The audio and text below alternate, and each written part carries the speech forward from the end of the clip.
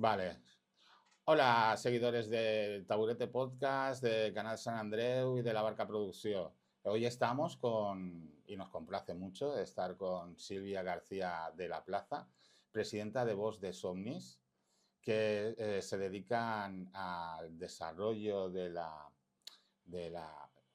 ostras, que nunca me acuerdo cómo se llama, ¿El qué? disfuncional, No. Diversidad funcional. de la diversidad funcional.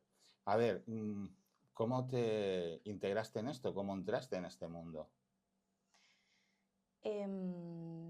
Yo cuando era una jovenzuela y salí de bachillerato, pues decidí que me quería dedicar a la educación especial por unas experiencias que yo había tenido anteriormente y bueno, hice la carrera de educación especial y la carrera de logopedia y una vez salí de las carreras pues me dediqué a trabajar al mundo de la educación especial en colegios y viendo la necesidad que había aquí en San Andrés de la Barca pues decidí formar la asociación y dedicarme a trabajar con niños con diversidad funcional y con sus familias.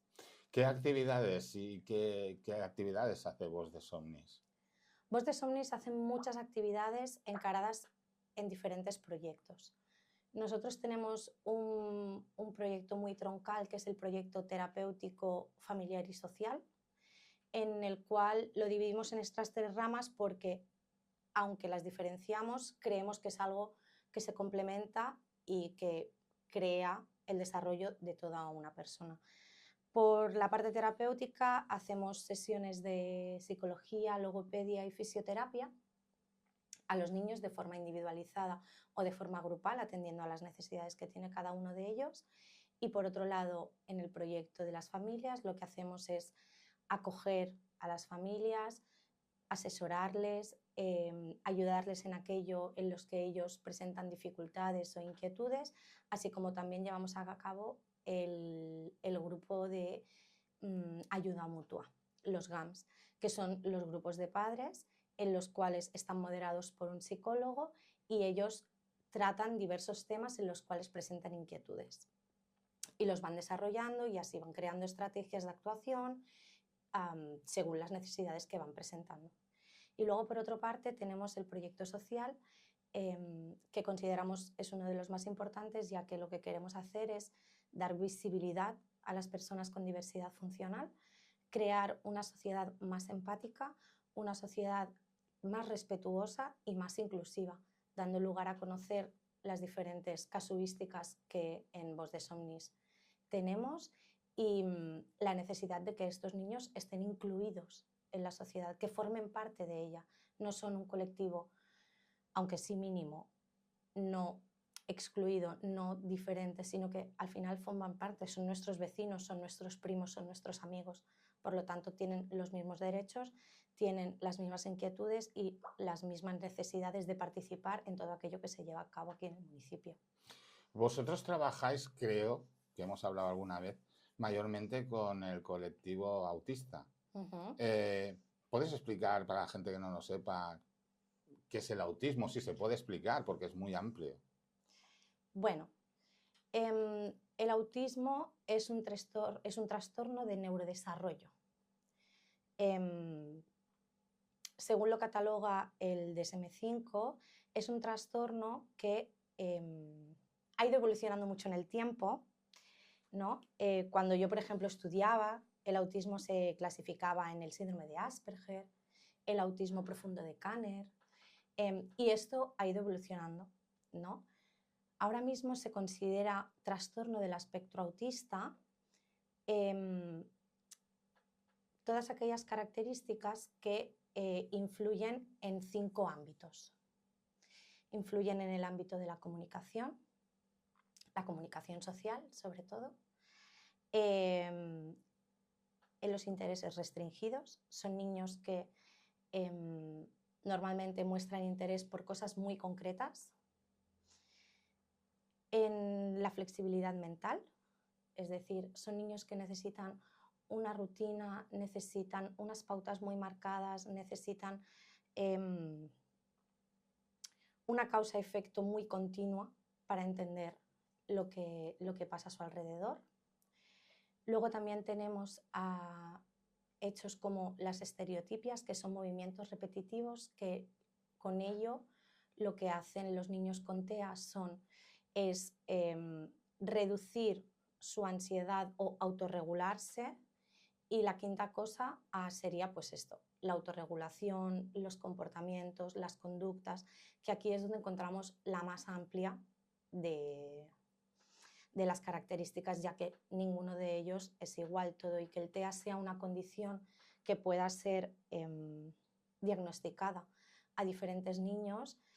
No debemos olvidar que son niños, que son personas, que tienen su personalidad, que van construyendo su personalidad, y esto hace que todos sean o se comporten de maneras totalmente distintas. ¿Pero tú qué le dirías ahora a unos padres que a su hijo le diagnostican autismo?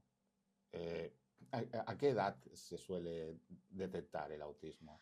Bueno, podemos observar rasgos, como te he dicho, es un trastorno de neurodesarrollo, por lo tanto se va viendo conforme los niños van desarrollándose y van evolucionando.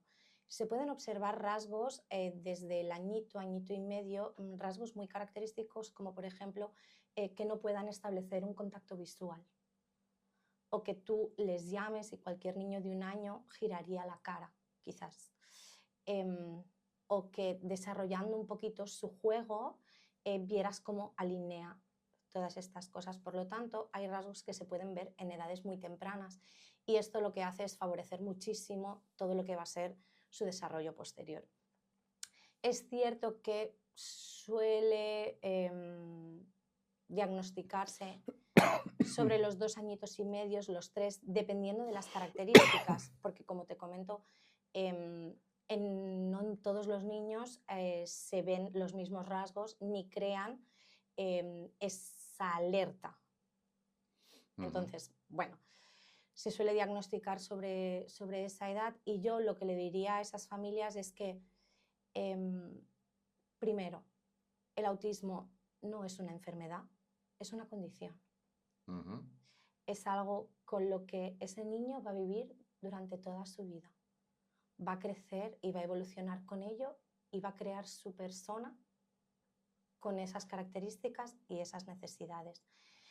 Y después lo que le diría es que, como cualquier niño, habrá que trabajar sobre esas cosas, sobre esas necesidades, sobre esas dificultades, y que sobre todo piensen en el presente. Yo sé que es algo muy difícil, es algo que preocupa muchísimo a las familias, el qué podrá hacer cuando sea grande, qué pasará, será autónomo, podrá vivir una vida normal, ¿no? Esto es algo que nos preguntan muchos, y yo siempre me centro en el aquí y en el ahora. Vamos a trabajar sobre lo que tenemos, y esto nos ayudará a seguir evolucionando.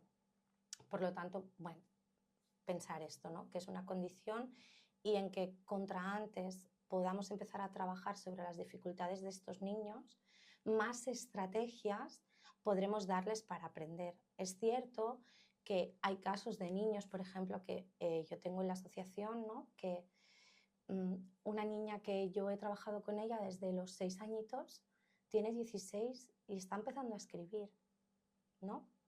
Pero es cierto que la plasticidad neuronal, cuando es más extensible, es hasta los 7. Por lo tanto, esos primeros 7 años de vida son cruciales para el desarrollo de los niños. Contra antes podamos trabajar en esa primera etapa de la infancia, seguramente más estrategias o más habilidades podrán desarrollar para su futuro. Vamos, que no es un tema dramático, es un paso a paso. Vamos a ver paso a paso. Correcto. Porque también no es lo mismo, hay distintas tipologías de autismo y... Tipologías y no, grados.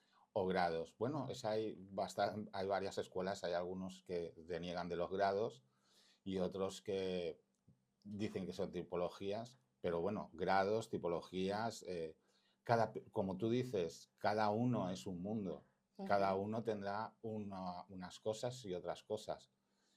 distintos grados, entonces con un niño de 1 año y medio no lo vas a detectar qué grado tiene. No, no. Normalmente, bueno, a referencia a lo que tú decías, no es un drama, no.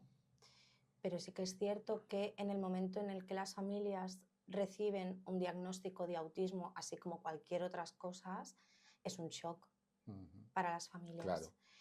Para ellos en ese momento sí que podríamos decir que es una situación dramática, traumática, llámale como quieras, porque aquello en lo que habían establecido en su cabeza, aquella imaginación de cómo iba a ser su niño, que hacemos todas las personas del mundo, pues llega una persona externa y te dice que quizás no vaya a ser así. Por lo tanto, para ti supone un shock. Todas estas familias pasan por diversas fases hasta que aceptan el diagnóstico de su hijo y son capaces de poder establecer bases y arrancar en el trabajo hacia las necesidades, pero sí que es cierto que pasan por un proceso complicado y del cual pues necesitan soporte.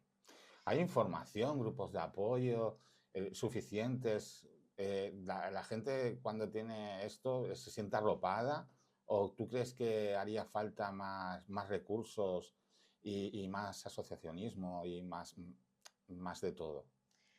Bueno, sí que es cierto que cuando entras en este mundo te sientes un poco abrumado, ¿no? Y te das cuenta de que hay mucha información que desconoces y por lo tanto vas perdido.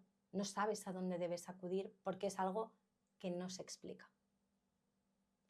Por lo tanto, bueno, considero que sí que hay una falta de información, que bueno, también es uno de los proyectos que tenemos, ¿no? En el proyecto social es, bueno, no solo te damos a conocer que existen este tipo de personas, sino todos los procesos que se deben llevar a cabo con estas personas. Creo que hay una falta de información.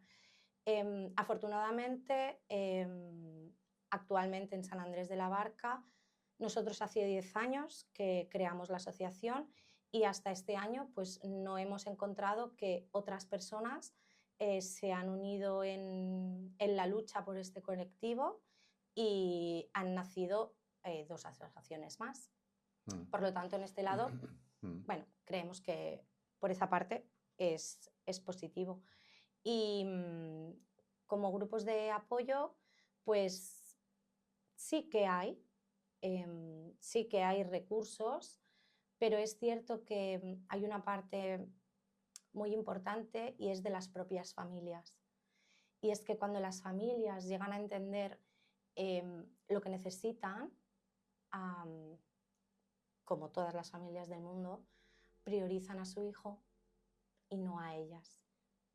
La cual cosa considero que es un error, que todo el mundo cometemos, yo primera como madre, pero es así.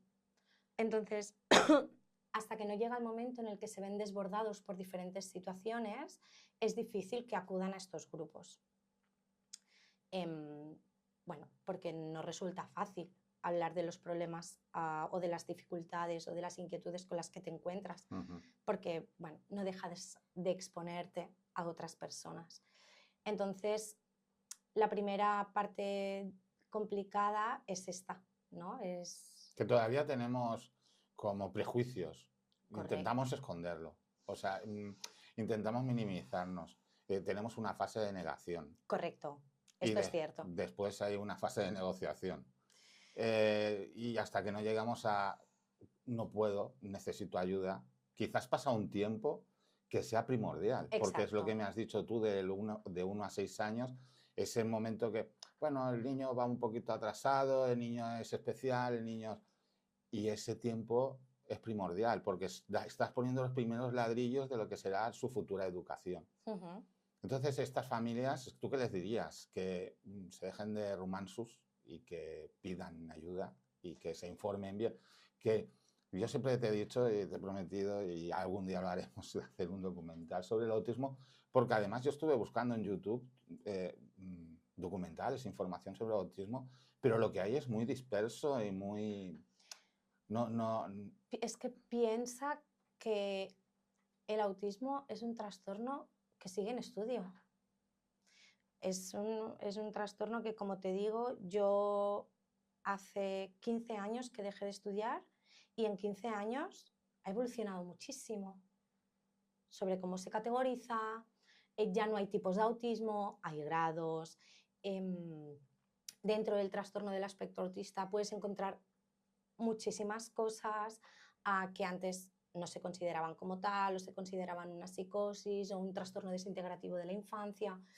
Bueno, es un trastorno que sigue en estudio y que está evolucionando mucho, y así como lo que tú has dicho, ¿no? Hay muchas basantes, ¿no?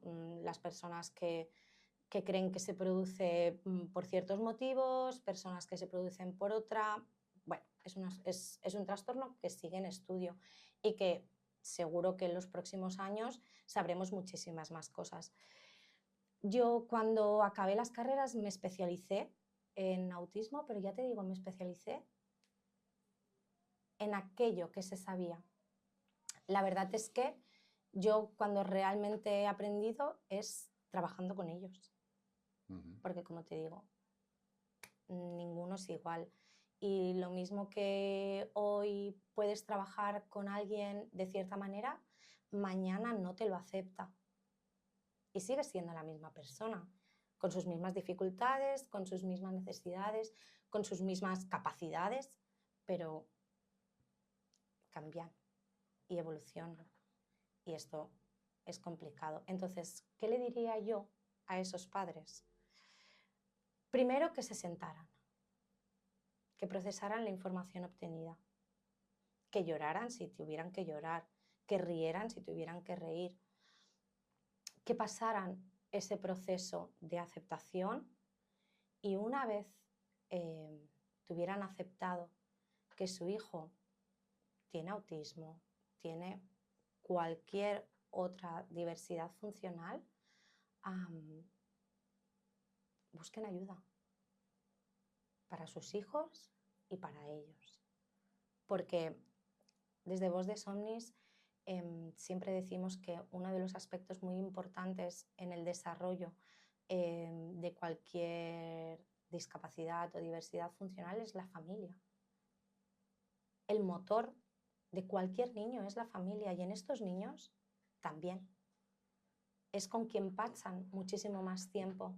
Es decir, yo en sesión de logopedia, en este caso, que yo soy logopeda, puedo trabajar muchas cosas, 45 minutos, una hora, pero si todo aquello que yo trabajo y yo expongo a las familias, esto lo hago así, me funciona.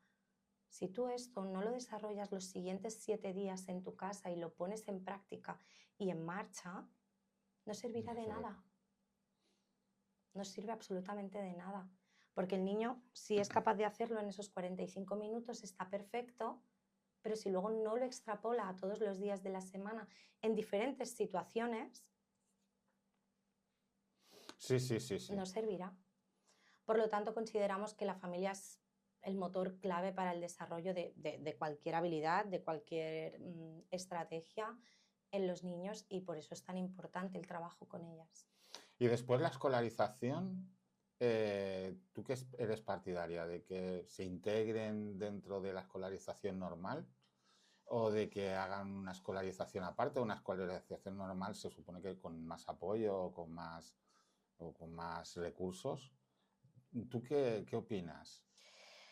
Dependiendo de los casos, claro. Hay casos que son extremos que no. Me pones en un aprieto, porque, bueno, primero hay diferentes formas de escolarización, ¿no? Por un lado estaría la escolarización en centros de educación especial, por otro lado estaría la escolarización en centros ordinarios, con más o menos recursos, dependiendo de las necesidades, y luego estaría una escolaridad compartida, es decir, poder hacer atención desde los dos centros, desde el centro ordinario y desde el centro de educación especial, teniendo en cuenta todo aquello que necesitan y dándole de cada uno de los centros los recursos que más se puedan ofrecer, ¿no? Entonces, creo que mi opinión no es válida aquí, porque quien realmente decide esto no somos los profesionales. son los equipos de atención psicopedagógica, que son los que evalúan y valoran las capacidades y necesidades de estos niños y consideran cuál es el mejor tipo de escolarización.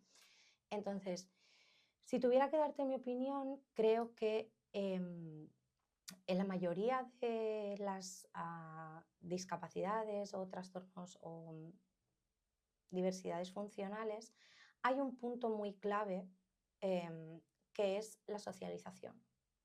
Son niños que madurativamente les cuesta mucho socializar con niños de su misma edad, ya sea por el tema del lenguaje, ya sea por los intereses restringidos, en este caso de los TEAs, ya sea por no haber desarrollado un juego al nivel de sus compañeros.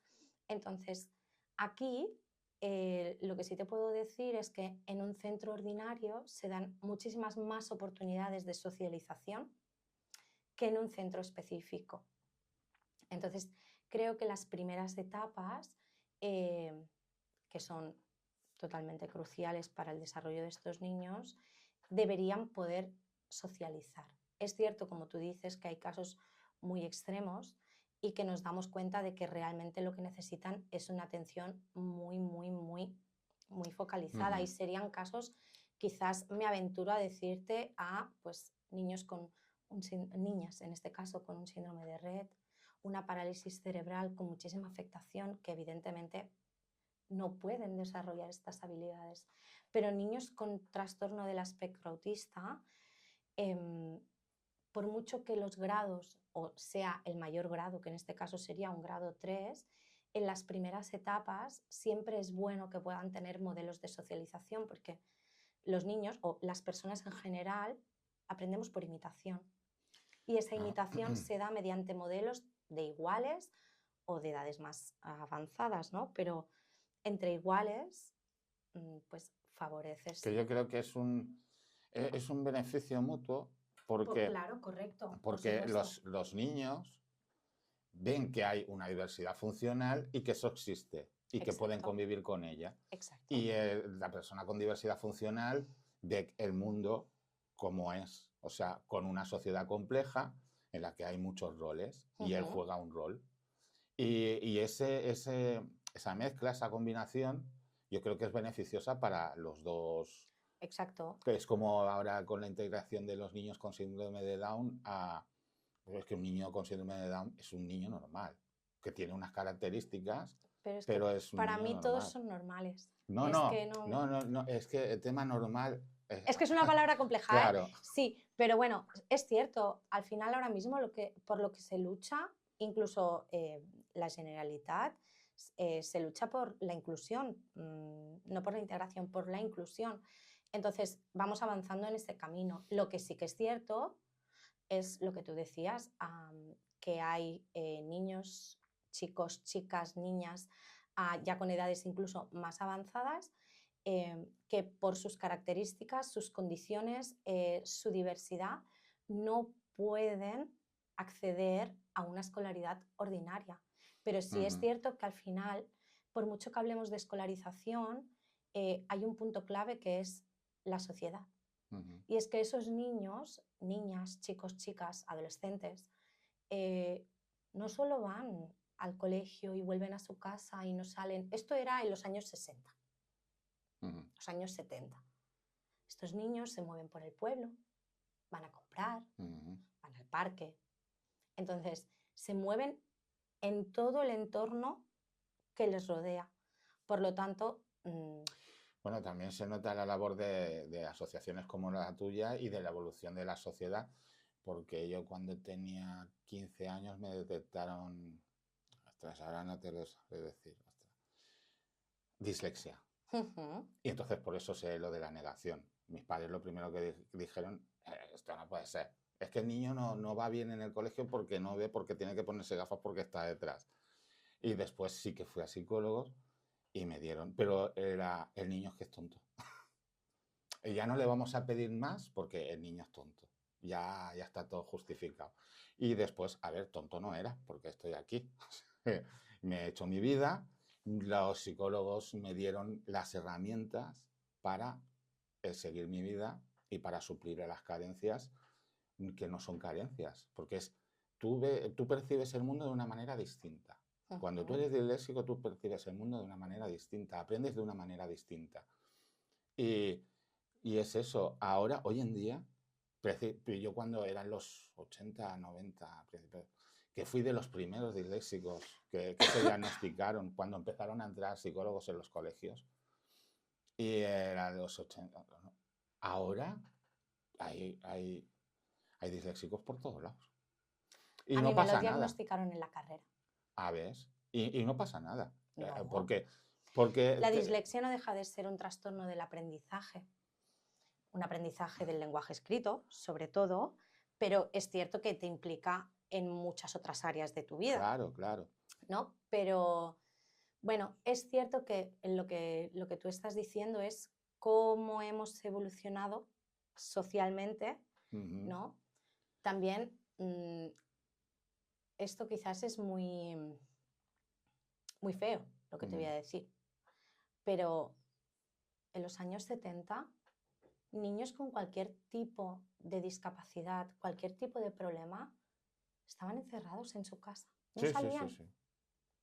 Y ahora, sin embargo, los puedes ver en el colegio, trabajando, en centros ocupacionales.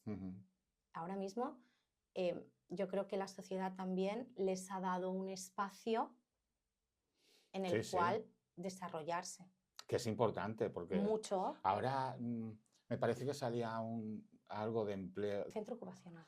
Esto es. Eso es muy importante. Bueno, este es el siguiente proyecto que tiene Voz de Somnis. Voz de Somnis está formado por una red de profesionales de diferentes ámbitos, y sí que es cierto que en un primer momento nos centramos en esa etapa más primerenca, ¿no? Porque es, como te comentaba, es la que creíamos que da más lugar al desarrollo. Pero es cierto que con los años y con el acompañamiento a estos niños nos hemos dado cuenta que en las primeras etapas de su vida tienen muchos recursos o pueden acceder a muchos recursos, y conforme van evolucionando estos recursos también disminuyen, ¿no? Y que al final son niños que crecen como cualquier persona y necesitan desarrollarse en todos los ámbitos de su vida: social, escolar, laboral, familiar. Y en el laboral nos encontramos un gran estigma. Entonces, Voz de Somnis ahora mismo está creando un proyecto, todavía estamos en fase de creación, de revisión, en el cual se hace la propuesta de crear aquí en San Andrés de la Barca un centro ocupacional. Un centro ocupacional va dirigido a personas con más de un 65% de discapacidad, ya que con un tanto por ciento inferior pueden acceder a otros tipos de trabajos y remunerados, dando cabida a diferentes diversidades, ¿no? Sobre todo centrándonos más en el área de discapacidad intelectual, ya que sabemos, porque nos hemos movido por diferentes escuelas y por diferentes centros ocupacionales del Baix Llobregat, en que las plazas son limitadas. Sí. Y que no nos podemos olvidar de que estos niños, estos chicos y adolescentes que salen de un colegio, tienen el mismo derecho que nosotros que dedicarse, o tienen el mismo derecho que nosotros a poder formar parte. A tener una vida plena. Exacto. Y una vida plena implica poder crear o formarse en una ocupación, en una actividad ocupacional, en este caso no sería ocupación, porque no hay remuneración, pero sí ocupacional. Bueno, yo por mi trabajo vamos mucho a Fundación Cares, a centros ocupacionales, y sí tienen remuneración. No es una remuneración típica, pero me parece... No se le puede llamar remuneración porque no es un sueldo, como si dijéramos. Son gratificaciones. Vale. Son gratificaciones porque, bueno, aunque el centro ocupacional no puede tener ventas, ¿no? O ingresos por Sí, sí. ventas, bueno, sí que hemos visto que realizan trabajos pues, para empresas externas, Ujú, que esto evidentemente tiene un coste. Este claro. coste lo que se hace es que se utiliza para pagar o volver a invertir en los materiales necesarios para volver a crear este En la producto infraestructura, sí. manufacturado. No, en el producto manufacturado, Ajá. no en la infraestructura. Mm, Y el sobrante se da a las personas que han hecho estas acciones, estas actividades o estos talleres en forma de gratificación, ujú, está bien. Oye, porque no pueden tener un ingreso de sueldo. lo que yo he oído siempre que he ido a estos sitios, que al principio me chocaba, es que siempre están contentos, porque les gusta lo que hacen, se sienten realizados. Bueno, es que esto es como cualquier persona. Bueno, hay personas que están en el trabajo y no están contentos. No me refería en el que estuvieran contentos, sino que cuando tú realizas una labor, Sí, sí, es gratificante. claro. Porque en este caso, pues vamos a simplificarlo al hecho más simple, ¿no? Porque, bueno, a final de mes tienes tu nómina y con esto puedes pagar tus gastos y darte un capricho, ¿no? Ya solo por aquí sería gratificante. En este caso, para los chicos, chicas, adultos con diversidad funcional, es gratificante, pues como por ejemplo, como para mí. Ujú, Para mí es muy gratificante ir a trabajar porque hago lo que me gusta, claro. me desarrollo, crezco, aprendo. Y a ellos les pasa exactamente igual.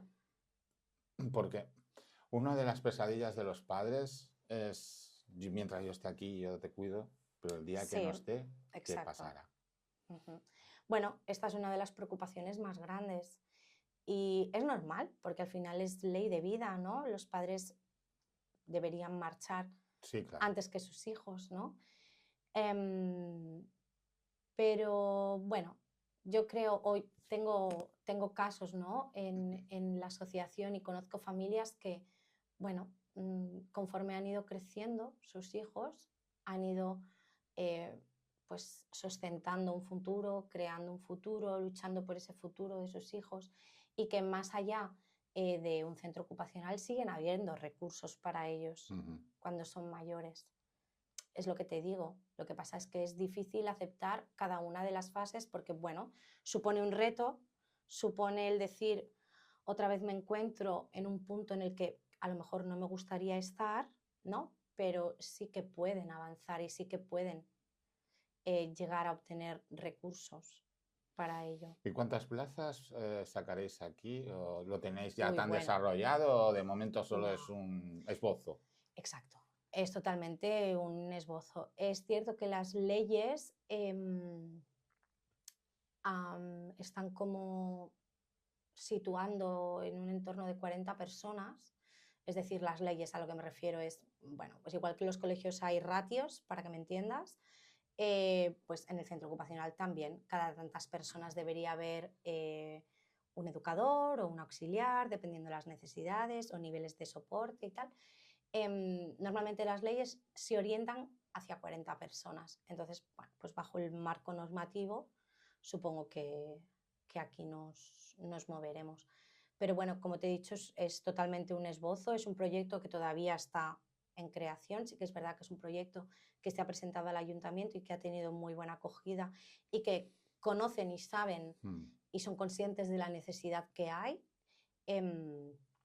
pero bueno, seguimos en construcción. Lo que sí que, bueno, vamos formalizando pasos porque, bueno, al final es un proyecto a largo plazo, pero que, bueno, si vamos dejando pasar el tiempo, pues al final el tiempo, A ver, para hacer el camino hay que comenzar el camino. efectivamente. Entonces, bueno, estamos en estos inicios. ¿Y algún proyecto más que quieras explicar? Bueno, yo, como te he dicho antes, considero que uno de los proyectos más importantes que llevamos a cabo en Voz de Somnis es el proyecto social. Es el proyecto en el cual la asociación se mueve por todos los actos que hace el ayuntamiento, creamos lazos con otras asociaciones, como por ejemplo en el AXAP. Este Ajá, año, este año hemos ofrecido llevar a cabo toda la campaña del Día de los Enamorados ajá. y y los niños han creado plantas con materiales manipulativos, con corazones y tal, que han podido ser expuestas en todos aquellos comercios que forman parte del AXAP y que lo han querido.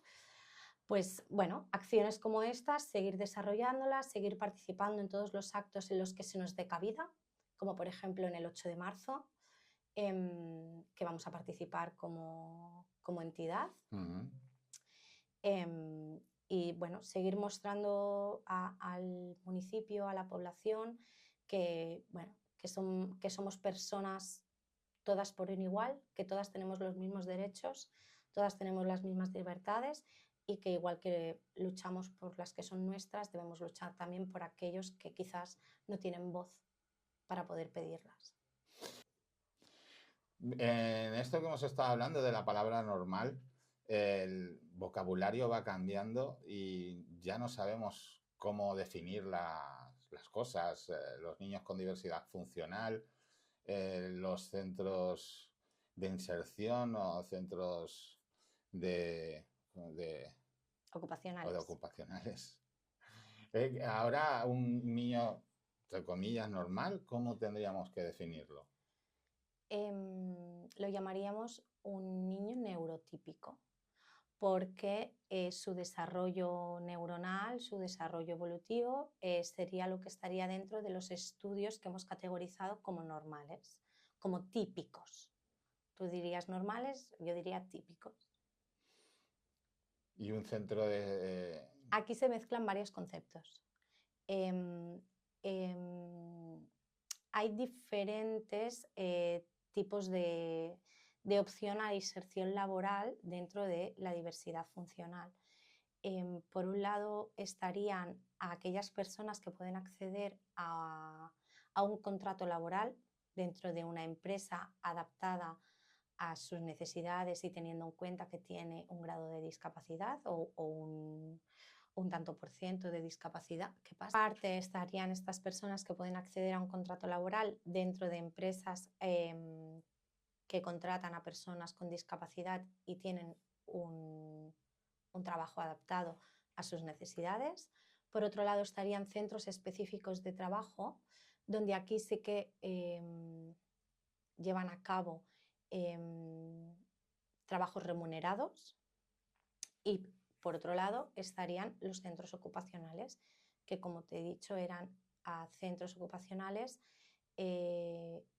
para personas con una discapacidad igual o mayor del 65%, que en las valoraciones del EVO se especifique que deben estar dentro de un centro ocupacional y no dentro de otro ámbito laboral, dependiendo de las necesidades o de soporte que necesiten. Esos serían los amplios que tenemos para acceder al mundo laboral con personas con diversidad funcional. Y ahora en el descanso del cigarrito me has explicado de que durante estos últimos años han habido muchos diagnósticos de autismo que no eran diagnósticos de autismo en sí. ¿Qué es lo que ha pasado? Bueno, como te explicaba antes, el trastorno del espectro autista es algo que a día de hoy se sigue estudiando y que ha evolucionado mucho lo que sabíamos cuando yo, por ejemplo, estudié en el 2010 a lo que sabemos ahora. Entonces, lo que ha pasado es que el trastorno del espectro autista es muy amplio. Muchísimas condiciones, muchísimos rasgos, muchísimas características que también se pueden dar en otros trastornos o en otras enfermedades. Entonces, conforme todo esto se fue evolucionando, lo que ha pasado es que muchos niños que fueron diagnosticados de autismo en el 2000, 2010 quizás, Ahora, en la etapa más adolescente, se ha descubierto que no son niños con trastorno del espectro autista, sino que tenían otras enfermedades raras, pero que mostraban signos como si fueran o estuvieran dentro del espectro autista, como por ejemplo una rigidez mental, como por ejemplo dificultades en la comunicación y en la relación social. Y entonces, bueno, en aquel momento fueron diagnosticados de autismo, pero realmente no lo eran, sino que compartían algunos signos o algunas características. Y vosotros en Voz de Somnis también, o sea, no solo os dedicáis al autismo, No. os dedicáis a todo el mundo que tenga una disfunción, Discapacidad discapacidad. Sí, diversidad funcional. Diversidad funcional. Sí. Aparte de eso, cualquier padre o cualquiera que tenga un hijo con una disfunción, una discapacidad funcional, puede contactar con vosotros, ¿no? Por supuesto. Nosotros, cuando fundamos Voz de Somnis, nos planteamos ser una asociación específica, ¿no? Ya que la mayoría de las personas pues, éramos especializadas en autismo. Pero en mi caso, por ejemplo, yo también soy especializada en síndrome de Down. Yo me especialicé. Por lo tanto, creía que, o este sería mi argumento, y es que son personas que ya han sufrido bastante exclusión dentro de la sociedad. Si yo creé esta entidad para dar soporte, dar apoyo que no existía en el pueblo, no me podía permitir excluir a personas por su tipo de discapacidad o por su tipo de diversidad. Por lo tanto, se decidió que Voz de Somnis pudiera atender a cualquier persona que tuviera una discapacidad sin tener en cuenta cuál de ellas pudiera ser. Y también puede acudir gente que quiera hacer voluntariado. ¿Tenéis? Sí, en este momento tenemos una red de voluntariados muy bonitas de personas de aquí, de San Andreu, y personas de Martorell, que están llevando a cabo el proyecto de las ferias de este año. Nosotros cada año planteamos que vamos a llevar a cabo en las ferias, ¿no? en ese dar conocimiento, en ese proyecto más social. Y este año lo hemos basado en la costura creativa. Entonces, los voluntarios están cosiendo aquellas telas que los niños pintan en talleres los viernes. Los niños vienen a hacer un taller que es totalmente gratuito para los socios, y entonces pintan telas, recortan telas, y los voluntarios los que hacen es confeccionar a diferentes objetos, neceseres, bolsas, cosas varias, con las telas que ellos o han pintado o han recortado. Y una cosa que me gustó mucho que un día que es una iniciativa muy, muy chula, es lo del Respir. Eso explícalo para quien no sepa lo que es un Respir. Dentro del proyecto de Yeura, que no hemos hablado antes, que lo hemos focalizado más en el proyecto terapéutico, Voz de Somnis también lleva a cabo un proyecto de Yeura, de ocio y de tiempo libre. Este año hemos empezado con la actividad de teatro inclusivo, que ha tenido muy buena acogida, y aparte de esta actividad contemplamos los respirs. Los respirs son actividades de fin de semana en los cuales hacemos pernocta una noche en una casa, como si fueran unas colonias de fin de semana. La dificultad de poder llevar a cabo este respir es la dificultad económica que supone, porque son muchísimos gastos. Y nosotros siempre hemos creído que las familias de personas con diversidad funcional ya tienen suficientemente gasto en muchas otras cosas como para poder costear lo que es un respir. Entonces, los 4 últimos respirs que hemos realizado, los hemos realizado gracias a la donación que la empresa Almiral nos ha hecho, y que hemos ganado un concurso presentando un proyecto. y lo hemos podido hacer gracias a la donación que nos ha hecho, por lo tanto podíamos subvencionar a todas las familias reduciendo el coste de lo que era el Respir.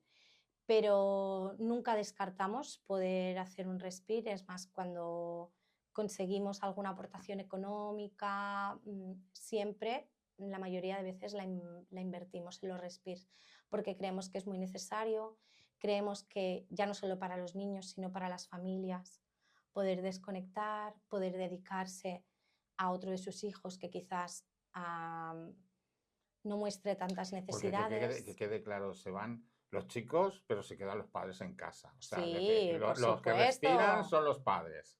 Exacto. Que- Y los niños también, ¿eh? No, también, también. También, pero sí, exacto. Lo que hacemos es que un grupo de monitoraje, nos vamos con los niños a una casa de colonias o cualquier casa y en ella desarrollamos el fin de semana diferentes actividades bajo un centro de interés o bajo lo que ellos piden a demanda. Y los padres se pueden quedar tranquilos, se pueden reencontrar, Perfectamente, pueden hacer actividades con los otros hijos, que perfectamente. eso no tiene precio. No tiene Exacto. precio porque cuando estás en esta dinámica, también romper la dinámica para ellos, romper la rutina, pues lo malo es el coste económico. Exacto. Pues desde aquí, el que quiera donar, pues ya sabe, Voz de Somnis es una cosa que es importante Sí, y muy necesaria. y muy necesaria. Pues, ¿alguna aclaración más? Por mi parte, Pues estaría todo. hemos estado muy a gusto Muchas con gracias. Silvia y ya sabéis, os pondremos los datos de Voz de Somnis y cualquier persona, cualquier aportación, voluntarios.